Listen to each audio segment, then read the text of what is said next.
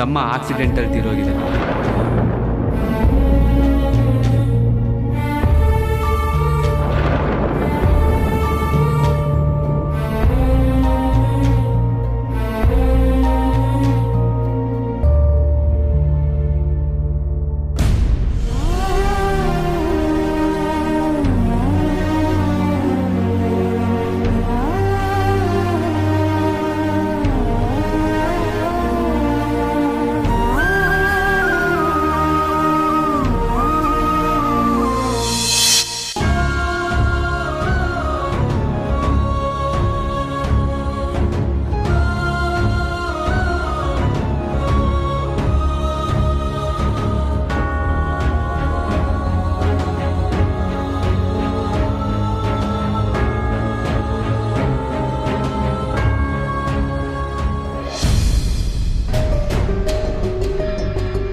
ಯಾಕೆ ವಿಕ್ಕಿ ಅವ್ರ ಫೋನ್ ತೆಗಿತಾ ಇಲ್ಲ?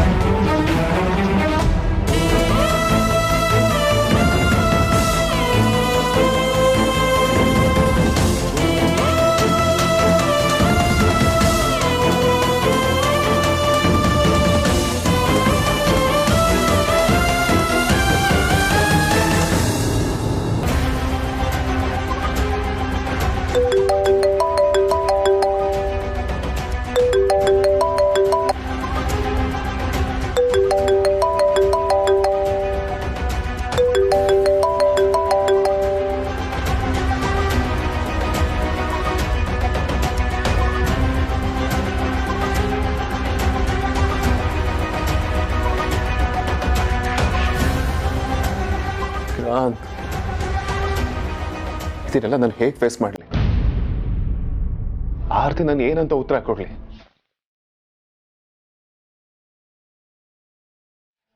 ಏನ್ ವಿಕ್ಕಿ ಅವ್ರೆ, ನಿಮ್ ಹೆಂಡತಿ ನಿಷ್ಬೇಗ ಮರ್ತ್ಬಿಟ್ರ ಹೇಗೆ?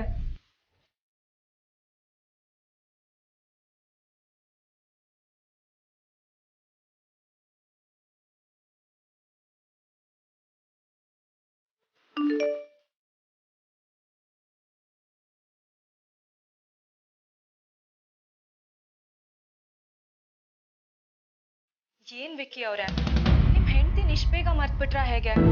ದುಬೈಗೆ ಹೋಗ್ತೀನಿ ಅಂತ ಒಂದೇ ಒಂದ್ ಮಾತು ಹೇಳಿಲ್ವಲ್ಲ? ಇರ್ಲಿ ಇರ್ಲಿ, ಎಲ್ಲಿಗೆ ಹೋಗ್ತೀರಾ? ಬರ್ಲೇಬೇಕು. ಬಂದ್ಮೇಲಿದೆ ನಿಮಗೆ ಮಾರಿ ಹಬ್ಬ. ಫ್ರೀ ಆದ್ಮೇಲೆ ಕಾಲ್ ಮಾಡಿ ಆಯ್ತಾ? ನಾನು ನಿಮ್ಮನ್ನು ತುಂಬಾ ಮಿಸ್ ಮಾಡ್ಕೋತಾ ಇದ್ದೀನಿ. ನಾನು ನಿಮ್ಮ ಮಗು ನಿಮಗೋಸ್ಕರ ಕಾಯ್ತಾ ಇದ್ದೀವಿ.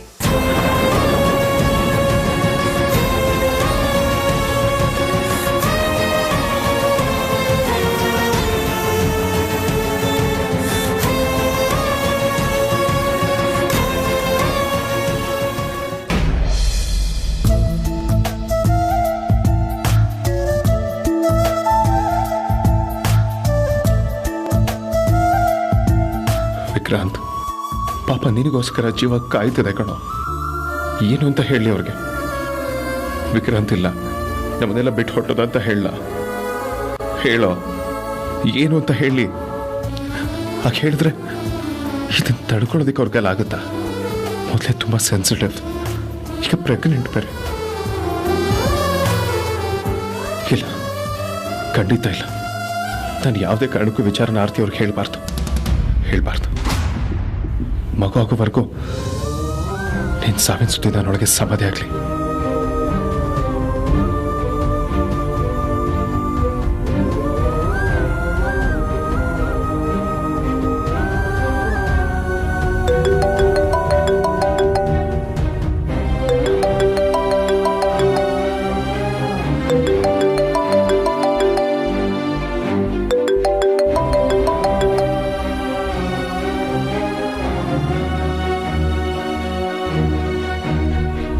ನನ್ನನ್ನೇ ಆಟ ಆಡಿಸ್ತೀರಾ?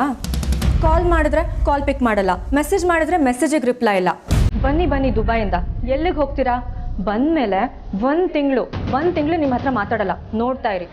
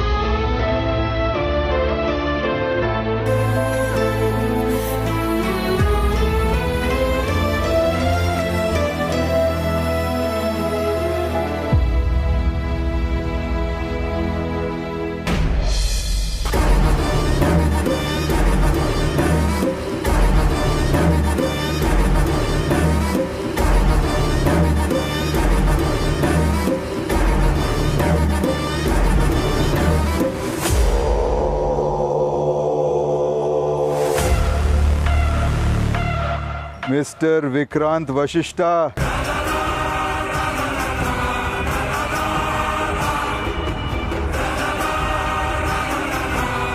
you are out.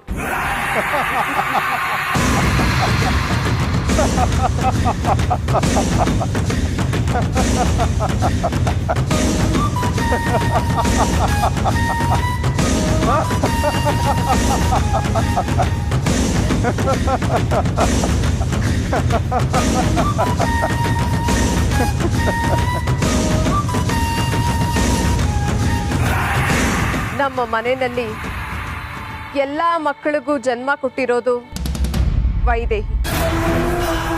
ದುರಂತ ಅಂದ್ರೆ ಎಲ್ಲ ಮಕ್ಕಳ ಸಾವಿಗೆ ಕಾರಣ ಆಗೋಳು ಅವಳೆ. ಅಮ್ಮನ ಬಗ್ಗೆ ತಿಳ್ಕೊಂಡ ಒಬ್ಬ ಮಗ ಜೀವಂತ ಶವ ಆದ, ಇನ್ನೊಬ್ಬ ಶವಾನೇ ಆಗೋದ. ಎಲ್ಲ ವೈದೇಹಿ ಮಹಿಮೆ. ಆ ವೇದಾಂತಕ್ಕೂ ಅಮ್ಮನ ಹುಚ್ಚು ಹಿಡಿದ್ರೆ ಆದಷ್ಟು ಬೇಗ ಅವನು ಮೇಲಕ್ಕೆ ಹೋಗ್ತಾನೆ. ನಾವು ಅವಾಗ ದೊಡ್ಡ ಸೆಲೆಬ್ರೇಷನ್ ಮಾಡ್ಬೋದು.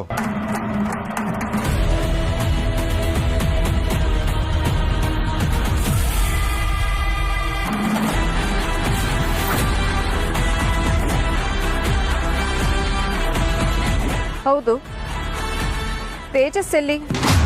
ಕಾಣಿಸ್ತಾನೆ ಇಲ್ಲ. ಓ, ಆ್ಯಕ್ಚುಲಿ ಚಂದ್ರ ಹೇಳ್ತಾ ಇದ್ಲು 15 ದಿನದಿಂದ ಅವನು ಕಾಣಿಸ್ತಾ ಇಲ್ಲ, ಕಾಲು ಮಾಡಿಲ್ಲ, ಒಂದು ಮೆಸೇಜು ಇಲ್ಲ ಅಂತ. ಹೋಗ್ಲಿ ಬಿಡಿ, ಅವನೇನು ಚಿಕ್ಕ ಮಗುನ, ಎಲ್ಲಕ್ಕೆ ಹೋಗ್ತಾನೆ, ಬಂದೇ ಬರ್ತಾನೆ. ನಮ್ಮ ತೇಜಸ್ ಏನಾದರೂ ನಮ್ಮ ಜೊತೆ ಇದ್ದಿದ್ರೆ ವೇದಾಂತ್ ಕಥೆನೂ ಎಂಡ್ ಆಗ್ತಾ ಇತ್ತು. ಆದಷ್ಟು ಬೇಗ ಅದು ಆಗತ್ತೆ ಬಿಡಿ.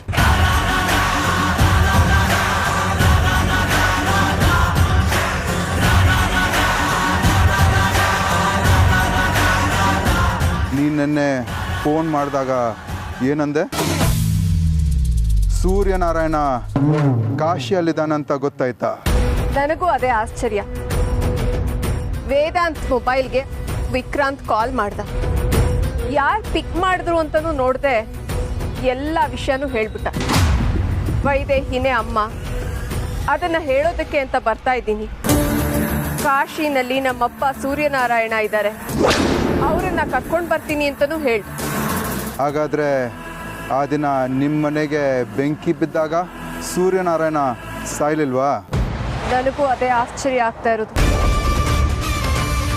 ಇದನ್ನೆಲ್ಲ ನೋಡ್ತಾ ಇದ್ರೆ ಆ ಸೂರ್ಯನಾರಾಯಣ ಸತ್ತಿಲ್ಲ, ತಪ್ಪಿಸ್ಕೊಂಡಿದ್ದಾನೆ ಅನ್ನಿಸ್ತಾ ಇದೆ.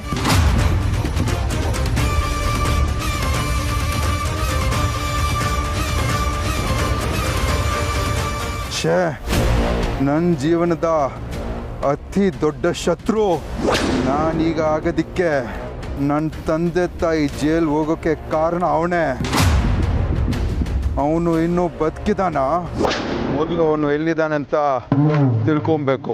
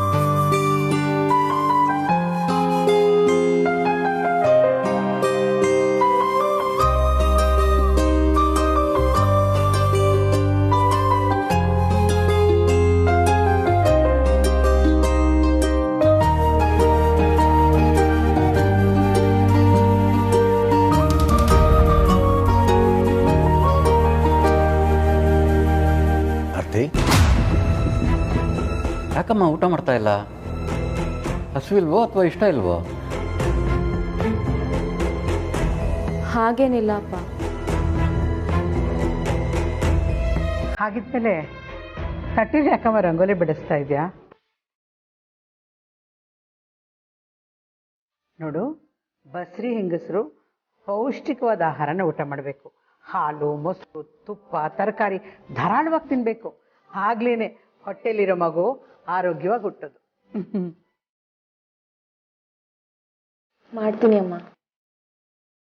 ಆಗ್ಲಿಂದ ಮಾಡ್ತೀನಿ ಅಂತ ಹೇಳ್ತಾ ಇದೆಯಾ, ಊಟನೇ ಮಾಡ್ತಿಲ್ಲ ನೀನು. ಯಾಕಮ್ಮ ಆರ್ತಿ, ಏನಾಯ್ತು? ಅಕ್ಕ ಭಾವನ ತುಂಬಾ ಮಿಸ್ ಮಾಡ್ಕೋತಾ ಇದ್ದಾಳೆ ಅನ್ಸುತ್ತೆ, ಅದಕ್ಕೆ ಊಟ ಮಾಡ್ತಿಲ್ಲ.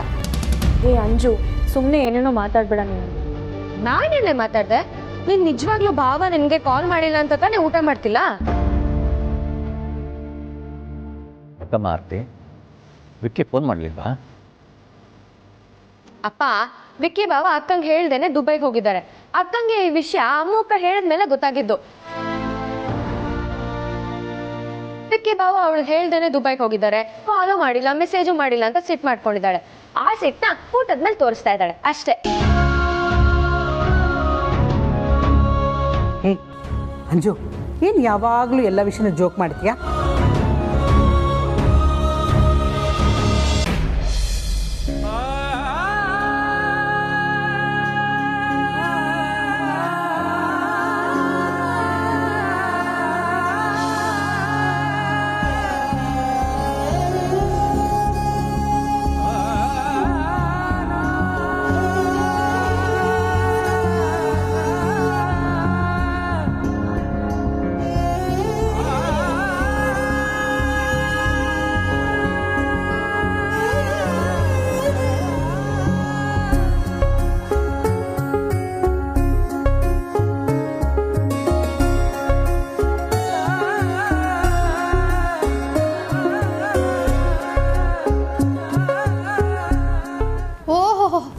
ಒಬ್ಬನೇ ಕೂತ್ಕೊಂಡ್ಬಿಟ್ಟಿದ್ಯಲ್ಲ, ಊಟ ಗೀಟ ಮಾಡ್ತೀಯೋ ಇಲ್ವೋ? ವೇದಾಂತ್, ನಿನ್ನೆ ಕರಿತಿರೋದು, ಬಾ ಊಟಕ್ಕೆ. ಬೇಡ ಅಂದ್ರೆ ಬಿಡೋರು ಯಾರು? ರಾತ್ರಿ ಹೊತ್ತು ಊಟ ಮಾಡದೆ ಮಲ್ಕೋಬಾರ್ದು. ಬಾ. ನಿನಗಂತೂ ಯಾವಾಗ್ಲೂ ಹಸಿವಿರಲ್ಲ. ಬಾ ನೀನು. ಪ್ಲೀಸ್ ಬೇಡ. ಈಗ ನೀನ್ ಬಂದಿಲ್ಲ ಅಂದ್ರೆ ಎತ್ತಾಕೊಂಡು ಹೋಗ್ತೇನೆ ಅಷ್ಟೇ. ಬಾ ಬಾ. ಕೂತ್ಕೋ.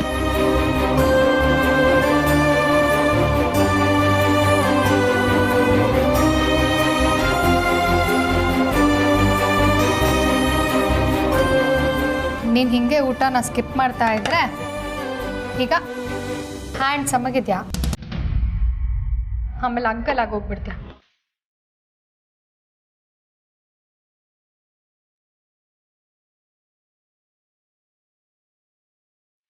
ಊಟ ಮಾಡು.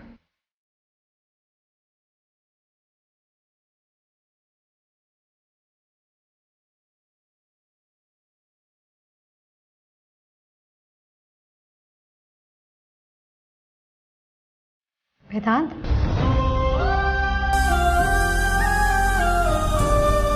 ವೇದಾಂತ್ ಏನಕ್ಕೇನೂ ಮಾತಾಡ್ತಾ ಇಲ್ಲ. ಏನಾಗಿದೆ ಇವನಿಗೆ? ಯಾಕೆ ತುಂಬ ಬೇಜಾರಲ್ಲಿದ್ದಾನಲ್ಲ? ವೇದಾಂತ್, ತುಂಬ ಸುಸ್ತಾಗಿದ್ಯಾ? ಟೆನ್ಷನಲ್ಲಿದ್ಯಾ ಅನ್ಸುತ್ತೆ. ಬಂದು ಇಷ್ಟೊತ್ತಲ್ಲಿ ಸ್ನಾನ ಬೇರೆ ಮಾಡ್ಕೊಂಡಿದ್ಯಾ? ಹೋಗಿ ಊಟ ಮಾಡು.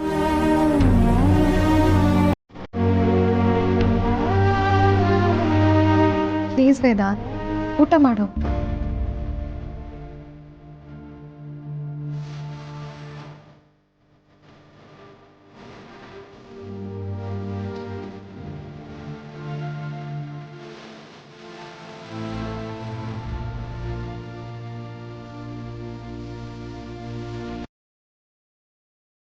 ವೇದಾಂತ್, ಊಟ ಮಾಡು. ಅಗ್ರಜ,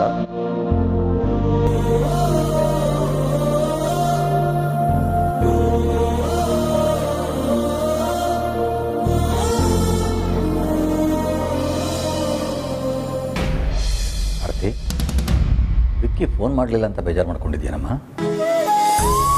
ಆರ್ತಿ. ವಿಕ್ಕಿ ಬಿಸ್ನೆಸ್ಸು ಅಂತ ದುಬೈಗೆ ಹೋಗಿದ್ದಾರೆ. ಪಾಪ ಏನು ಅರ್ಜೆಂಟ್ ಇತ್ತೋ ಏನೋ ಹೇಳ್ದೆ ಹೋಗಿದ್ದಾರೆ. ಅದಕ್ಕೆಲ್ಲ ಇಷ್ಟೊಂದು ಬೇಜಾರು ಮಾಡ್ಕೋತಾರ? ಅಲ್ಲ ಅಪ್ಪ, ಎಷ್ಟೇ ಬ್ಯುಸಿ ಇದ್ರು ಒಂದು 5 ನಿಮಿಷ ಟೈಮ್ ಮಾಡಿಕೊಂಡು ಫೋನ್ ಮಾಡೋದಕ್ಕಾಗಲ್ವಾ ಅವ್ರಿಗೆ? ಅವ್ರು ಫೋನ್ ಮಾಡೋದು ಬೇಡ, ನಾನೇ ಫೋನ್ ಮಾಡಿದ್ರು ರಿಸೀವ್ ಮಾಡಿ ಮಾತಾಡೋಕ್ಕಾಗಲ್ವಾ? ಅಲ್ಲಮ್ಮ, ದುಬೈ ಏನು ಪಕ್ಕದಲ್ಲೇ ಇದೆಯಾ? ಎಷ್ಟು ದೂರ ಪ್ರಯಾಣ ಮಾಡಬೇಕು? ಅದಕ್ಕೆ ಖರ್ಚೆಷ್ಟು, ಶ್ರಮ ಎಷ್ಟು? ಅದು ಅಲ್ಲದೆ ಅವನು ಕೆಲಸದ ಮೇಲೆ ಹೋಗಿರೋದು. ಏನು ಒತ್ತಡ ಇರುತ್ತೋ ಏನೋ, ಆ ಒತ್ತಡದಲ್ಲಿ ನಿನ್ನ ಫೋನ್ನ ರಿಸೀವ್ ಮಾಡೋದಕ್ಕಾಗದೇ ಇರ್ಬೋದು, ಅಥವಾ ಅವನಿಗೆ ಫೋನ್ ಮಾಡೋದಕ್ಕಾಗದೇ ಇರ್ಬೋದು.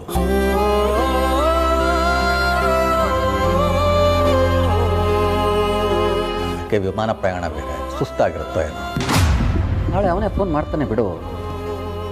ಹ್ಞೂ ಪುಟ್ಟ, ನಾವು ಮೈಸೂರು ಬಸ್ಸಲ್ಲಿ ಹೋಗ್ತೀವಲ್ಲ, ಎಷ್ಟು ಸುಸ್ತಾಗ್ಬಿಡುತ್ತೆ ಗೊತ್ತಾ? ಪಾಪ ನಿನ್ನ ಗಂಡ ಇಲ್ಲಿಂದ ದುಬಾಯಿಗೆ ಅಷ್ಟು ದೂರ ಪ್ಲೇನಲ್ಲಿ ಹೋಗಿದ್ದಾನೆ, ಅವನಿಗೆ ಸುಸ್ತಾಗ್ರಿ ಬಿಡ. ಅಮ್ಮ, ಬಸ್ನಲ್ಲಿ ಹೋದ್ರೆ ಜಾಸ್ತಿ ಸ್ಟ್ರೈನ್ ಆಗೋದು, ಫ್ಲೈಟಲ್ಲಿ ಹೋದ್ರೆ ಸ್ಟ್ರೈನ್ ಆಗಲ್ಲ. ನಿಮ್ಗೆ ಇವೆಲ್ಲ ಎಲ್ಲಿ ಗೊತ್ತಾಗತ್ತೆ ಬಿಡು. ಸರಿ ಸರಿ ಪುಟ್ಟ, ನಿನ್ನ ಗಂಡ ಕೆಲಸದ ಮೇಲೆ ಹೋಗಿರತ್ತಲ್ವಾ, ತುಂಬ ಕೆಲಸ ಇರುತ್ತೆ. ಅವನು ಬಿಡುವಾದ್ಮೇಲೆ ಫೋನ್ ಮಾಡ್ತಾನೆ. ನೀನು ಯೋಚನೆ ಮಾಡಿಬಿಡ ಪುಟ್ಟ, ಊಟ ಮಾಡಿ. ಅಮ್ಮ, ನಿಂಗಿರೋ ಬುದ್ಧಿ ನಮ್ಮ ಅಕ್ಕಂಗಿಲ್ಲಲ್ಲ, ಏನು ಮಾಡೋದು ಹೇಳು? ನೋಡಕ್ಕ, ನೀನು ತಲೆ ಕೆಡ್ಸ್ಕೋಬೇಡ. ಭಾವ ರೀಚ್ ಆಗಿದ ತಕ್ಷಣ ಕಾಲ್ ಮಾಡ್ತಾರೆ.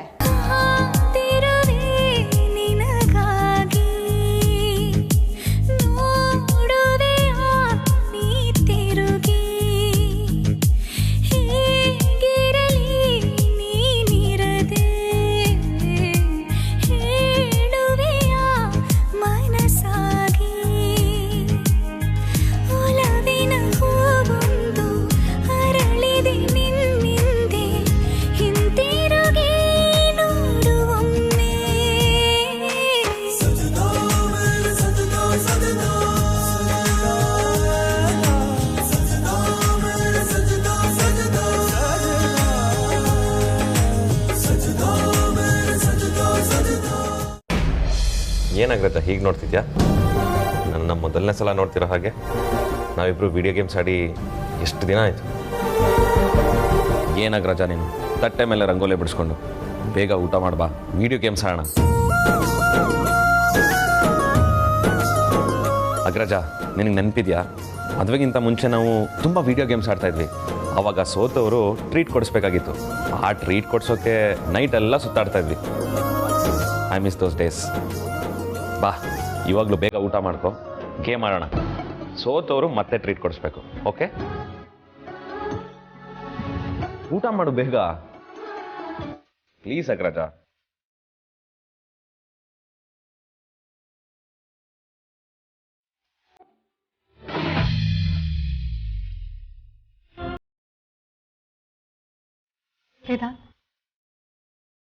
ಓಕೆ ತಾನೆ? ವೇದಾಂತ್, ಏನಾಯ್ತು? ಯಾರಿಗೆ ಓಕೆ ಅಂದೆ?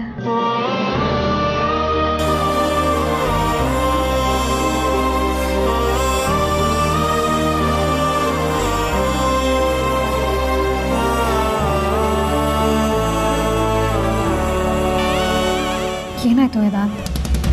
ಪ್ಲೀಸ್ ಹೇಳು.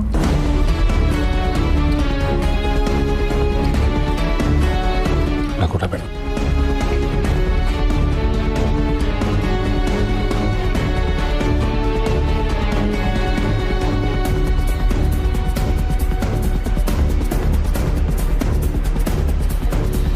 ಯಾಕೆ ಅವನಿಗೆ ಏನಾಯ್ತು? ತುಂಬ ವಿಯರ್ಡಾಗಿ ಬಿಹೇವ್ ಮಾಡ್ತಿದ್ದಾನಲ್ಲ. ಏನೋ ಅಪ್ಸೆಟ್ ಆಗಿರೋ ಥರ ಕಾಣ್ತಿದೆ.